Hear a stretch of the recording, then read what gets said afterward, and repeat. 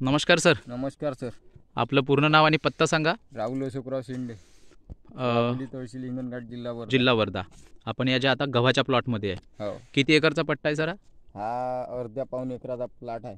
पाऊण एकराचा प्लॉट आहे. इथं 38 किलो गहू पेरले. 38 किलो गहू पेरले.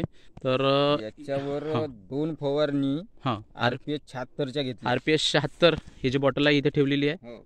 RPS 76च्या किती फवारे घेतले तुम्ही? 2 फवारण्या घेतल्या. तर एका झाडाले 14 ते 15 फुटवे काढले. हे बघा, एका झाडाला किती फुटवे काढले आहे? 14 ते 15 फुटवे आहे. बरोबर. हे बघा शेतकरी मित्र, एका झाडाला एवढे फुटवे काढले. तर याच्यासाठी RPS 76च्या 2 फवारे घेतले तुम्ही. असं मला वाटत होतं का पहिले मुडा लागते आपला गहू पोतला निघाला बा असं. हां हां हां. पण जेव्हा त्यानं थोम केलं हां हां तर एवढं जबरदस्त केलं का खूपच. त्या RPS 76चा कमाल.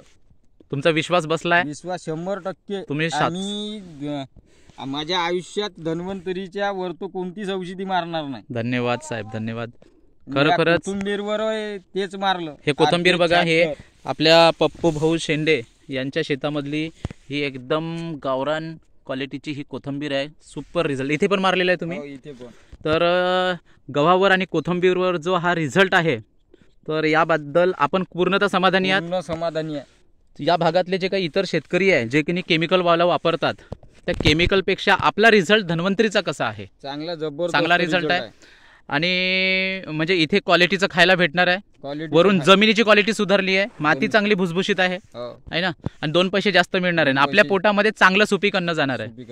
बरोबर आहे विलास सर? हो सर. तुम्ही समाधानी आहात? एकदम 100%. तर इतर शेतकऱ्यांना सुद्धा माझा एकच सल्ला राहील की त्यांनी धन्वंतरीला जुळावं, धन्वंतरीशी एकनिष्ठ राहावं. ठीक आहे. धन्यवाद.